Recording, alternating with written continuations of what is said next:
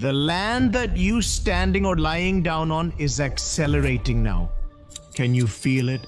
No, well, you're wrong. You're feeling it, you just don't realize it. Let's drop a ball down, like Newton saw the apple fall.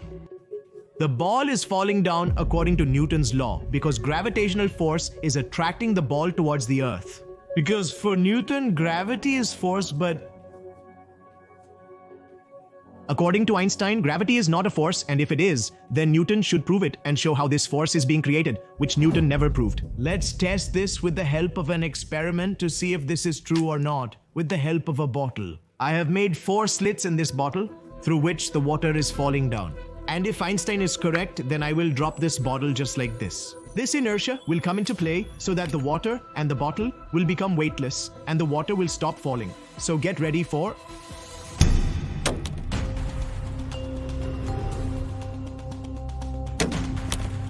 the test. Whoa, that water did not come out, meaning that the bottle was not experiencing any force because without force there is no motion, and that's why water did not come out. So Einstein was right, and that's why Einstein says that the ball does not fall down. But the ground is definitely accelerating, and I can prove this. One more thing, the ground is not accelerating in one direction, but in every direction towards the earth. And because of this, the land will accelerate and hit the ball, whether you're at the North Pole or the South Pole. Now this thing also seems weird in thinking and even stupid. It can feel like an outright conspiracy theory.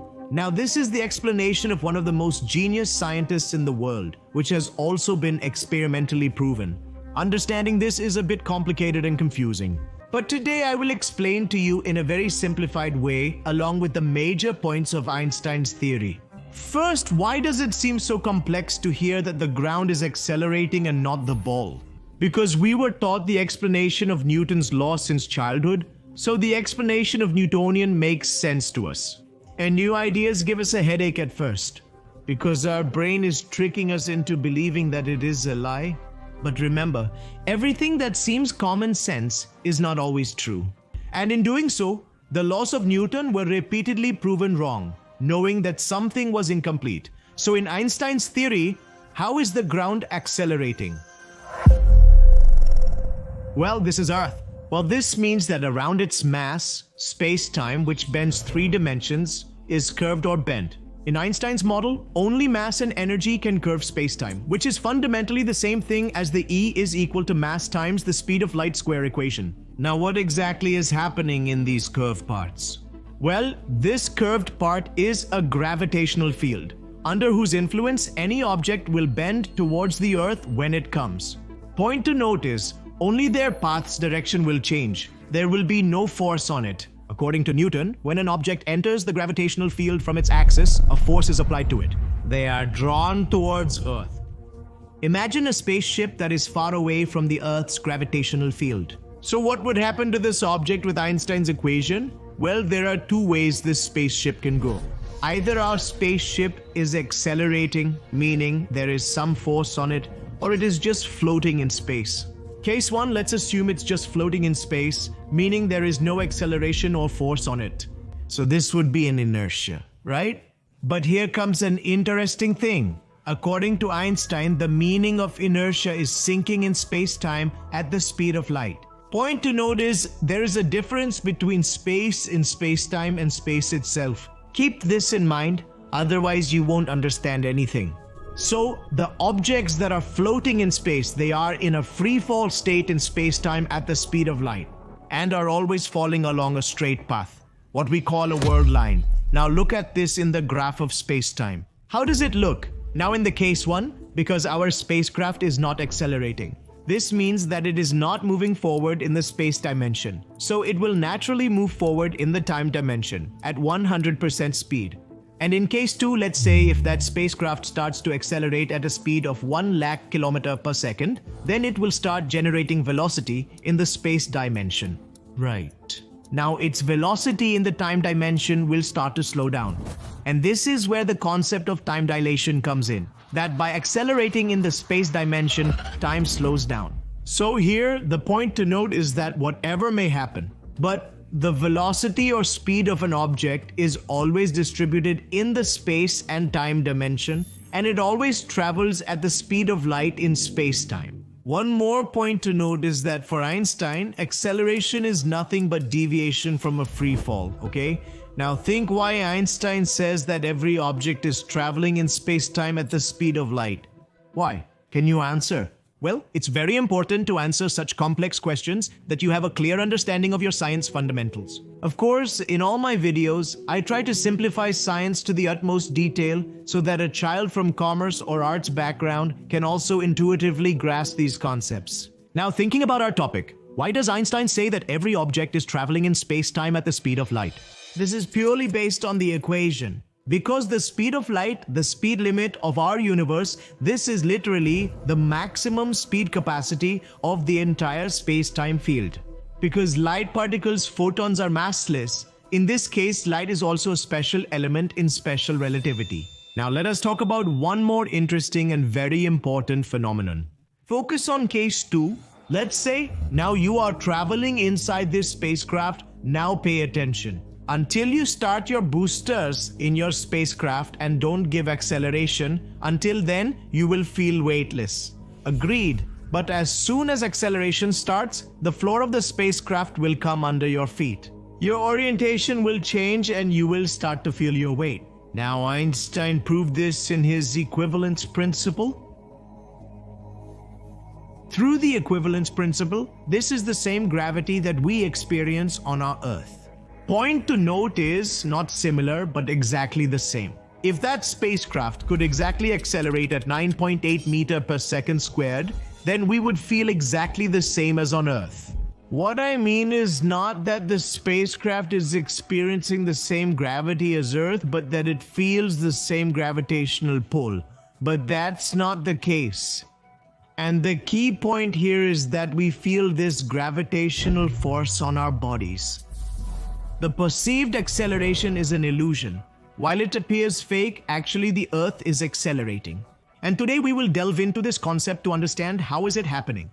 What is the difference between fake and real gravity? This is very important. Let's clarify it now. What will happen now when a passing spacecraft comes into our first gravitational field in our example?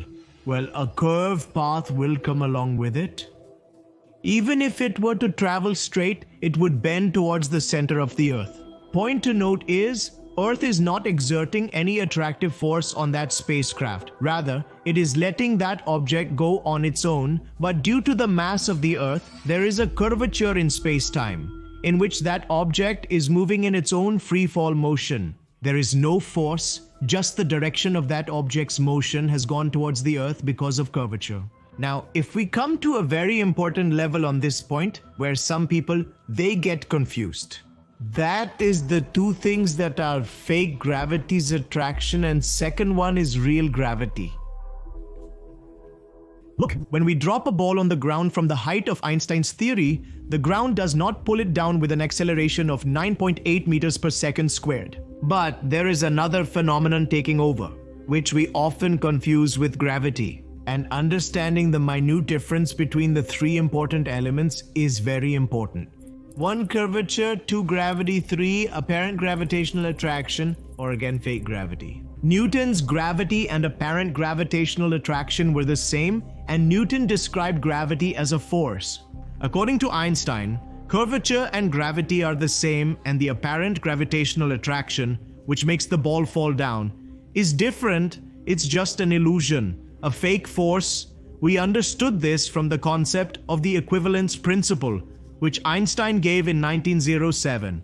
Now, how does this thing fit into the context of our Earth, the weight that we feel on the Earth?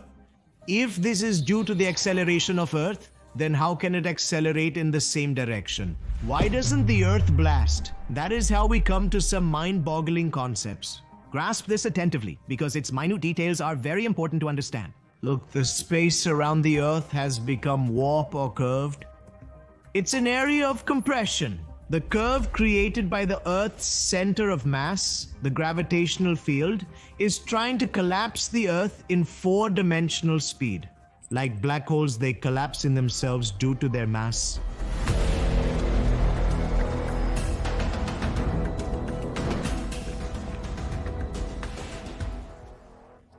The exact same thing is happening with Earth. And not only Earth, but all the elements that are present in Earth's gravitational field, it is trying to compress all of them towards center of mass. So essentially, there is no force here, but space itself is collapsing towards the center of mass due to the weight of the Earth's mass. But the mass that Earth has and the matter that is giving it mass, there is a force of electromagnetic repulsion in the middle of that matter. And this force is saving Earth from collapsing into four-dimensional space-time. It is resisting compression. Even with black holes, this happens. Not only that, the mass of black holes is so extreme that the compression of space-time is so powerful that the electromagnetic repulsion in the middle of matter or any other repulsion force cannot resist it, and it collapses into itself, literally creating a hole in space.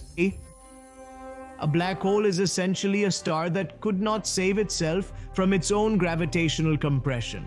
Now, where does acceleration come from? Let's talk about it. Look, space-time is curved, right? The geometry of the curvature is very interesting. In a curved surface, two parallel lines intersect each other, while in flat surfaces, they won't intersect. So what happens is, just imagine two objects are falling from space, one from the North Pole and one from the South Pole. What would be their falling path now? Recall Einstein's inertia thought experiment. Imagine objects are not being acted upon by any force, only their direction is diverted towards the center of the Earth's mass due to curvature. Well, due to this effect, ultimately they will both fall on the Earth even while in inertia. Now the surface of the Earth is resisting the compression of space as we knew before. But these objects hit the Earth's surface due to curvature. And now, who has applied the force of inertia to stop this free fall of the spacecraft? Did Earth do it? Here, what is the definition of acceleration in Einstein's relativity? When force is applied to deviate from the natural free fall and inertia, and because of this, from our perspective, we are in free fall or in inertia, but the Earth is accelerating towards us. Now, if we look at it objectively, from a neutral perspective, then space-time is trying to compress towards the Earth's center of mass. And in this way, our free fall motion is also towards the Earth's center of mass. But the Earth's surface is stopping us from reaching the center. We are accelerating relatively outwards due to the inverse compressing space. And because of this, if you take an accelerometer and put it on the ground, it proves that the ground is indeed accelerating at a speed of 9.8 meters per second square. So this was apparent gravitation, which is fake gravity, which we mistake for. The force you perceive as gravity is just inertia in the presence of the equivalence principle. Acceleration creates an illusion of gravity. Now let's understand what real gravity is, real actual gravity. For Einstein, real gravity is a curvature. And in curved surfaces, parallel lines will either meet or diverge from each other, will never remain parallel. Let me ask you now, if I drop one ball from 5 feet, another ball from 10 feet, and a third ball from 15 feet, then what is the role of actual gravity in their differences in velocity? Well, not much at all. And this is the dizzying fact that is very difficult to comprehend. Let's try to understand some of this intuitively. When I throw a ball from 5, 10, and 15 feet, you can see its motion in space-time with a graph. This is the space-time trajectory. They will fall through these curved paths second by second. Their curved paths are parallel in their falling paths. Geodesics, there is no real gravity. When does real gravity come into the picture? When the distance increases. Real gravity is totally dependent on distances. So imagine you are throwing balls from 1 million, 10 million, and 100 million feet above. Now you will find deviation in their paths. The paths of these are no longer parallel due to the curvature of space-time. And this is real gravity that creates deviation in paths over long distances due to the curvature. Just as an object will travel more distance in the curvature of space, the more it will experience the actual gravity. So yes, if you are dropping a ball from 10 million feet above, then yes, actual gravity will play a very big role. But at the same time, when you are doing push-ups, you are seeing apparent gravitational acceleration, which is only in the gravitational field and is being created due to the acceleration of the Earth. On a large scale, the mathematics of gravity's curvature will not sum to zero meaning that the point will not be null in the gravitational field, but it does not mean we experience real gravity. And this Einstein model is different from Newton. In short distances, gravity acts exactly the same.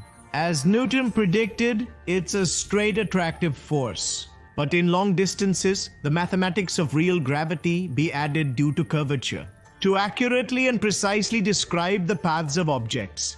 Newton's concept of gravity was a smart approximation until Einstein's was extremely precise.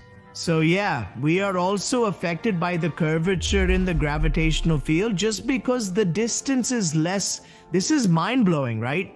How confusing yet simple is Einstein's concept of gravity. But I hope you have understood the differences in the models of Newton and Einstein. So finally, who is more genius, Newton or Einstein? So look guys, if Newton taught us how to walk on the ground, then Einstein showed us that the ground itself is running. One asked a question, what pulls the apple down? The other asked, what bends the space around? One saw the universe as a beautiful synchronized clock, while the other saw it as a stretchable fabric bending under its own weight. One taught us how to play the game, while the other told us the cheat codes of the game itself. The real game is still going on, and it could be that the next player is among you. Those who are watching this video are getting inspired. Thanks for watching. Hail India.